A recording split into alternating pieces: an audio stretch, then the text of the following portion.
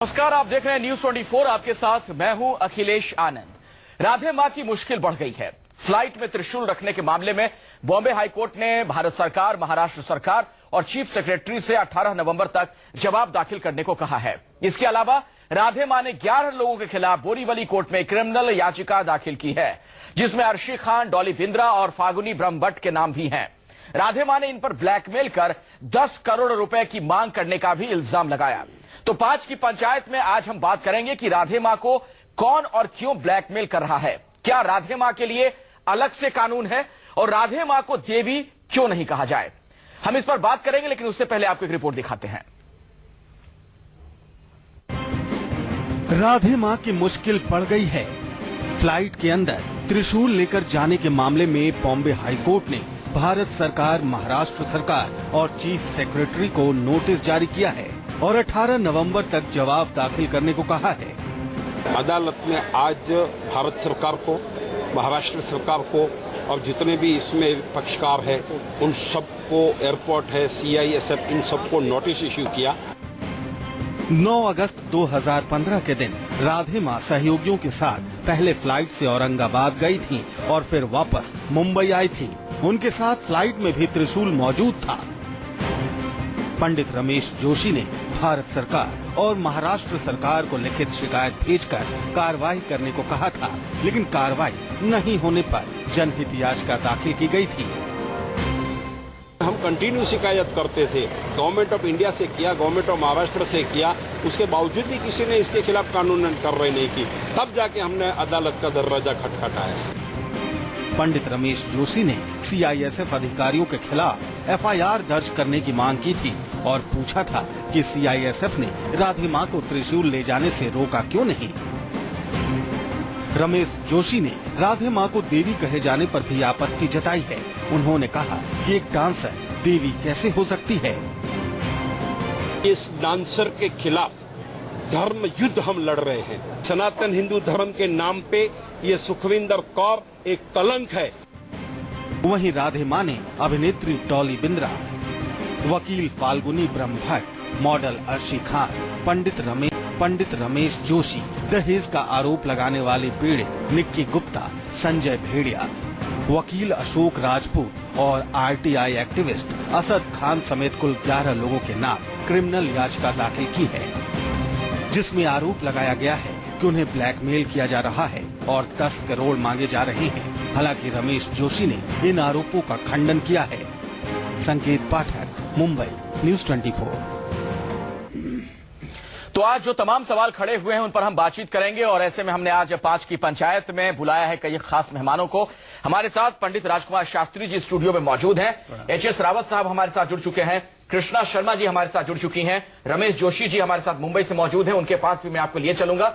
लेकिन 5 की पंचायत में आज का पहला सवाल क्या है, जरा उस पर नजर डालिए। राधे मां को कौन ब्लैकमेल कर रहा है? इन्होंने झूठी शिकायत की है और हम इसकी शिकायत का स्वागत करते हैं। रमेश जोशी जी के पास जाएंगे इस बारे में बात करने के लिए, क्योंकि उन्होंने ये सारी बातें कही हैं कि उन्हें ब्लैकमेल करने से मुतालिक जो इल्जाम लगाया गया कि ये बातें झूठी हैं। लेकिन पंडित राजकुमार शास्त्री जी, आप लंबे अरसे से राधे मां के समर्थन में बोलते रहे हैं।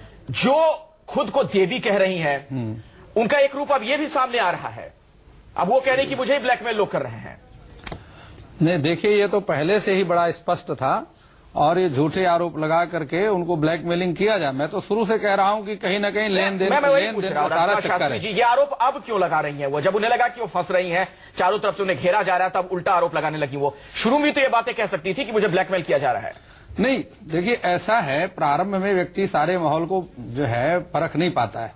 जब समय लंबा समय बीत गया और उनको लगा कि ये कई लोग, पूरा एक ग्रुप एकत्रित हो रहा है और पूरा ग्रुप एक साथ होकर के और केवल उन पर झूठे आरोपों की झड़ी लगाते जा रहे हैं लोग, तो इसलिए उनको मजबूर होकर के, चूंकि पहले उन्होंने अपने संतत्व का परिचय दिया कि मैं एक संत हूं और मुझे किसी प्रकार से वाद विवाद, शत्रु मित्र के लफड़े में नहीं पड़ना चाहिए, लेकिन जब पानी सिर को पार कर गया तो उनको मजबूर होकर के अपने कदम उठाने पड़े और उनको कोर्ट की कानून की, चूंकि अपनी रक्षा के लिए कोई मेरे भाई कानून में जा सकता है। मेरे भाई, मेरे तो विद्वान उन्होंने शास्त्री जी मेरे बगल में बैठे हैं। मार का अब मैं बोल अनुसरण लूं, किया। अब मैं बोल लूं। रावत जी, मेरे भाई बैठे हैं यहाँ, विद्वान हैं। एक केस और बनता है अभी। एक केस तो ये बना कि सरकार का बना कि वो सरकारी जो कानून है उसका उल्लंघन किया।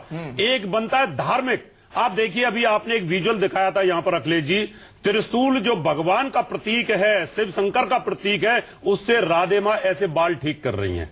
ये कितना बड़ा अपमान है। शास्त्री जी आप देखिए, ये एक त्रिशूल से बालों को ठीक करना, कंघी की तरह यूज करना, मतलब अभी त्रिशूल को कंघी बना दिया उन्होंने एक तरीके से। देखिए, मैंने सिर्फ विजुअल देखा है। नहीं देखिए, जैसा है कुछ बातों पर। शास्त्री जी एक मिनट देखिए, आज जो बात होगी बड़ी लॉजिक होगी, 5 पंचायत की बात है।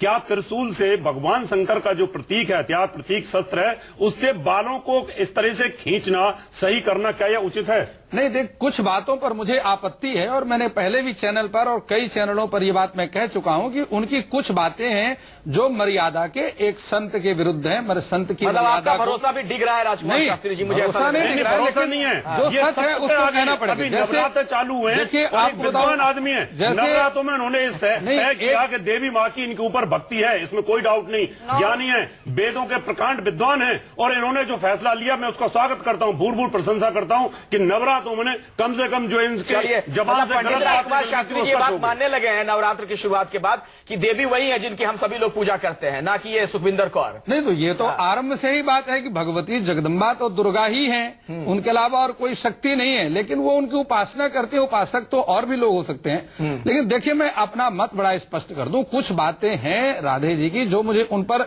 आपत्ति है, और उसका मैंने पहले, जैसे उन्होंने एक मदरसे पर जाकर के चादर चढ़ाई, बहुत अच्छी बात। ये सनातन मर्यादा को बहुत ही लज्जित करने वाला कार्य था। इसी प्रकार से कसीनो में जाकर के उन्होंने जो काम किया, कसीनो में जाना ही, उनके शिष्य कहते हैं वो उनका ओपनिंग करने के लिए गए थे। मैं कह रहा हूं कि ओपनिंग करने के लिए कहा, वो संति कसीनो के लिए मिला। तो ये बात है ना कृष्णा शर्मा जी, वाकई सही कसीनो के लिए। और संन्यास लेने के बाद देखिए, खुद को देवी कह रही है, कसीनो को उद्घाटन में जा रही है। संन्यास लेने के बाद भी अपने परिवार में रहना भगवान शंकराचार्य की मर्यादा के विरुद्ध है, लेकिन केवल इन बातों को लेकर के उनकी अच्छाइयों पर पर्दा डाल दें, यह भी गलत है। उनकी अच्छाइयां, जैसे राधा माने जो है गरीब जो लोग हैं उनको बहुत सारे कंबल बांटती है। वो एक रजिस्टर्ड ट्रस्ट का एक नियम होता है कि तो जो पैसा आता है, बांटते हैं कंबल तो व्यापारी भी बांटते हैं, जो पैसा आता है वो समाज के लिए आता है, वो उन्होंने उसका प्रयोग किया है। तो आज बहुत अच्छा लगा कि राजकुमार जी जो है नवरात्रों में एकदम जो है परिवर्तन इनका दिखाई दिया, और ये भी दिखाई देता है कि स्टैंड मेरा आज भी वही है। राधे माँ का विसर्जन भी हो जाए। लेकिन मैं गलत को गलत कहूंगा, जो ठीक है उसको ठीक रूप का भी ठीक विसर्जन हो है, जाए, ये बहुत अच्छी विद्वान बात आदमी का एक रूप होता है, और आपने अच्छा किया कि आपने गलत को गलत कहने की क्षमता आपके अंदर है, और सही को सही कहने की। वही स्टैंड पे, उसी स्टैंड पे हम भी थे शुरू से शास्त्री जी। हमने भी इसी बात का विरोध किया था। हमने राधे माँ का स्पेशल विरोध नहीं किया, हमने उनके पहनावे का विरोध किया।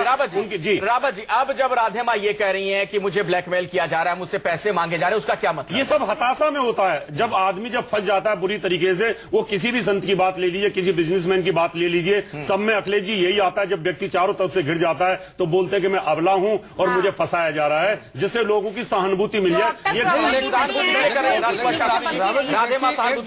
देखिए रावत जी, एक बात को हमें ध्यान रखना होगा कि जो लोग उनके ऊपर आरोप लगा रहे हैं, उनका भी पिछला चरित्र क्या है ये जानने की आवश्यकता है। हम उस विषय पर ही नहीं जाते, नहीं, हमने इसलिए जानने की आवश्यकता है क्योंकि संभावना है कि उन पर झूठे आरोप लगा करके ब्लैकमेल किया जा रहा हो। हमने शास्त्री जी यहाँ जो डिबेट की है अखिलेश जी के सामने की है, जितनी भी की है, हमने सिर्फ जो टीवी चैनल पे विजुअल्स आते हैं उसकी हमने विरोध किया है। किसने क्या आरोप लगाए, कौन कितना सच है, उसका कोई शर्मा जी, उन लोगों पर आरोप लगे हैं जिन्होंने उनके खिलाफ आरोप लगाने वाले कौन है, वो आरोप लगाने वालों का चरित्र क्या है। जैसे मान लीजिए मैं जोशी जी की बात करूं, इल्जाम लगाएंगे तो उन्होंने लिस्ट बना ली, अब कंप्लीट हो गई, अब जाके उन्होंने याचिका जो है दायर देखिए आरोप लगाए, हमने उनका विरोध किया है। हाँ बिल्कुल, हमने विरोध करना है, हमने जो ठीक है वो सच को सच कहना है, झूठ को झूठ कहना है। अब देखिए जैसे हम जोशी जी की बात करें, रमेश भाई जोशी हमारे पास अगर बैठे होंगे तो सुन रहे होंगे बात को, कि इन्होंने शंकराचार्य जी को भी नहीं छोड़ा, जगत गुरु शंकराचार्य स्वामी स्वरूपानंद जी को भी इन्होंने सुप्रीम कोर्ट में चैलेंज किया।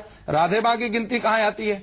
तो इस प्रकार के लोग हैं जहां पर संदेह जाता है कि उनको ब्लैकमेल, राधे मां को भी जो शंकराचार्य जी पर भी आरोप लगा दिया, वो राधे मां पर आरोप लगा दिया, कोई आश्चर्य की बात नहीं तो है। दोनों को आप ये एक ही संभावना है। तराजू में तोल रहे हैं, शंकराचार्य और दूसरी तरफ राधे मां, दोनों को एक तराजू में तोल रहे हैं आप? नहीं, राजकुमार शास्त्री नहीं, जी। देखिए ऐसा है, मैं ये बात कहना चाहूंगा कि एक टीवी चैनल में अखाड़ा परिषद के अध्यक्ष ने बात कही कि राधे मां आज भी जूना अखाड़े की महामंडलेश्वर हैं, उनको किसी प्रकार से निकाला नहीं गया, और जो चैनल में खबर चल रही है वो बिल्कुल गलत है, निराधार है। मतलब वो दोनों बराबर हैं, फिर तो बराबर है लेकिन ना हमने दोनों? इस बात आप का ये कह विरोध रहे किया, हैं। अखिलेश जी, हमने इस बात का विरोध किया, अगर वो अखाड़ा परिषद के जो अध्यक्ष हैं उन्होंने अगर इनको महामंडलेश्वर बोला है, कभी भी हैं, तो हमने उनसे ये पूछा था क्या राधे मां का जो ड्रेसअप है, क्या राधे मां का जो चाल चलन और आचरण है, क्या वो एक महामंडलेश्वर का ऐसा ही आचरण होता है? तो इस बात को जवाब देने में वो सक्षम नहीं थे, और कोई भी इस बात को जवाब को देने में सक्षम नहीं है कि जिस प्रकार से वो ठुमके लगा रही हैं, कसीनों में जाती हैं, पार्क में डांस करती हैं, आंखों को झरोकों के ऊपर करती हैं, क्या एक महामंडलेश्वर इस प्रकार के काम करेगा? लेकिन छोटा जवाब, उसके बाद में आगे रावत बढ़ूंगा। जी, ये बात भी हो सकती है कि अब राधे मां से बात करी जाए कि अब जो हुआ है उसको जनता उनको क्षमा कर दे, प्रेस कॉन्फ्रेंस और करें। आगे तो प्रेस कॉन्फ्रेंस आगे करें। चल करके वो जो वो संत प्रेस की मर्यादा है करके उसका पालन करें। बेस्ट तरीका हम यही कह रहे हैं, प्रेस कॉन्फ्रेंस करें और दूध का दूध, पानी का पानी, अपनी बातें प्रेस के सामने रखें। रोका गया तो कल कोई चूंकि और गलती आएगा, सबसे वो हो उसके जाती है, बाद अगर तलवार उनसे लेके इस आएगा, प्रकार की त्रिशूल गलतियां लेके हुई हैं घूमेंगे। तो भारत अच्छा, की अभी जनता आपको लगता है कि त्रिशूल लेके लोग हवाई अड्डे में दाखिल हो रहे हैं, कल को तलवार लेके दाखिल हो रहे हैं। हृदय की है, इनको रोकना वो भारत की चाहिए, जनता हथियार उनको लेके क्षमा नहीं कर जा दे, सकते कभी भी। और आगे वो जो संत की मर्यादा क्षमा, है, इसका मतलब आपको उन लगता है ना मर्यादाओं गलती का क्यों पालन उन्होंने करना भूल की चाहिए। है। मैं आगे बढ़ता हूं, उसके बाद अगला सवाल देखते हैं। 5 की पंचायत में आज का दूसरा सवाल क्या है, जरा उस पर नजर डालते हैं। राधे मां के लिए क्या अलग से कानून है? ये सुबह की 6:55 की फ्लाइट से जेट एयरवेज की फ्लाइट थी, औरंगाबाद से मुंबई आई थी। उसके हाथ में 2.25 फुट लंबा 27 इंच लंबा त्रिशूल था। पंडित राजकुमार शास्त्री जी, आप ही से ये सवाल है, क्या राधे मां के लिए अलग से कानून है? क्या उन्हें कानून का ज्ञान नहीं है, या कानून में उनकी आस्था नहीं है? वो त्रिशूल लेकर कैसे दाखिल हो सकती हैं? देखिए, मैं इसी एयरपोर्ट बात पर। को लेकर के बार बार कहता हूं कि बहुत ऐसे आरोप हैं जो उनके ऊपर जबरदस्ती थोपे जा रहे हैं। जबरदस्ती का है, वो तो नहीं, तस्वीरें आप नजर आ ये रही देखिए, हैं। नहीं, तस्वीरें जो दिखा रही, मैं उसका स्पष्ट करना चाहता हूं कि वो सबसे पहली बात यह है कि एयरपोर्ट के जो ऑफिसर लोग हैं, कर्मचारी हैं, ये उनका काम है। अगर उनको लगा है कि इसमें ले जाने में और कोई जो यहाँ पर सवारी है, शास्त्री उन पर जी, किसी अगर मैं प्रकार इस देश का कोई नागरिक हूं, नुकसान नहीं तो है। क्या कानून और है, क्या हमें नहीं पता होना चाहिए, नहीं। क्या हमें इसकी जानकारी नहीं होनी कानून चाहिए? होना चाहिए। कानून का साफ मतलब साफ लिखा रहता वहाँ है। पानी की बोतल भी लेके जा सकते हैं। अखिलेश जी, पानी की बोतल भी अलाउ नहीं है, और एक कैंची भी अलाउ नहीं है, और एक जो छोटा सा आपका ट्रैवलिंग बैग होता है, बांधने की चैन होती है, वो भी अलाउ नहीं है। तो 2.5 फीट का ये कैसे अलाउ कर दिया? लेकिन ये एक सोचने वाली अखिलेश जी, बात है। आपको ये भी नहीं, अखिलेश जी, आपको ये मैं बता दूं कि कानून है कि जिससे दूसरे का सुरक्षा हो। अगर किसी के द्वारा उसको किसी प्रकार का नुकसान नहीं हो रहा दूसरे को, तो जो सर, कल को कोई तलवार लेके प्रवेश कर जाएगा, फिर कोई भाला लेके चला जाएगा, कहेगा मेरी वजह से किसी को कोई दिक्कत ना हो रही है। राधे मां के हाथ में जो त्रिशूल है उसको आप देखिए, वो किसी प्रकार से धारदार शस्त्र नहीं है। त्रिशूल क्या है फिर, कृष्णा जी?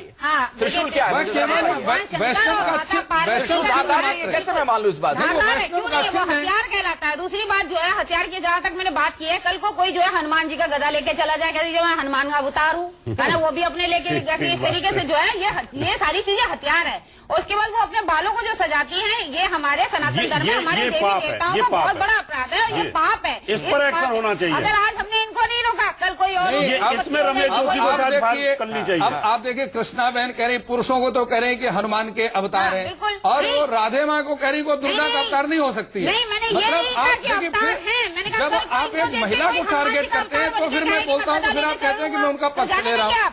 आप कैसे बातें कर रहे हैं?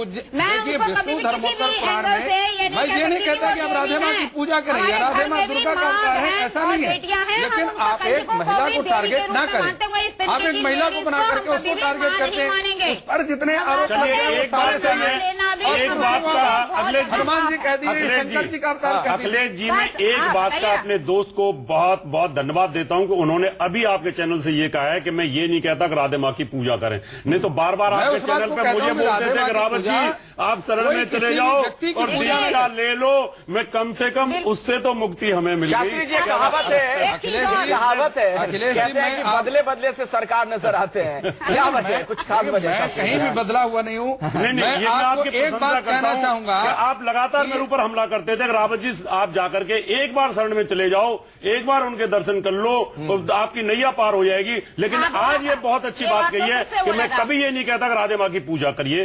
स्त्री होने के नाते मैं उनका विरोध करता हूँ कि स्त्री की मर्यादा को साथ में ध्यान में रखना चाहिए। बहुत बहुत धन्यवाद। मैं तो शुरू से बात को कह रहा हूँ। देखिए, मैं आपको बताऊं, विष्णु धर्मोत्तर पुराण का एक श्लोक याद रखिए कि अपूज्या यत्र पूज्यन्ते पूज्यानां च व्यतिक्रमः त्रीणि तत्र भविष्यन्ति भय क्लेश मरण प्रदा। अपूज्य व्यक्ति का, जो पूजा के योग्य व्यक्ति नहीं है, उसकी पूजा करना, मैं इस बात की हमेशा ही विरोध कर रहा हूँ। और ऐसे व्यक्ति सुखविंदर कौर है पूजा के काबिल नहीं? राधे माँ कह रहे हैं सुखविंदर कौर। मैं तो ये कहना चाहूंगा, जो न्यूज 24 के दर्शक हैं, उनको कहना चाहूंगा कि जो भी गुरु बनाइए सोचकर, और पानी पीना है छान कर। इस बात को हमेशा ध्यान रखना चाहिए।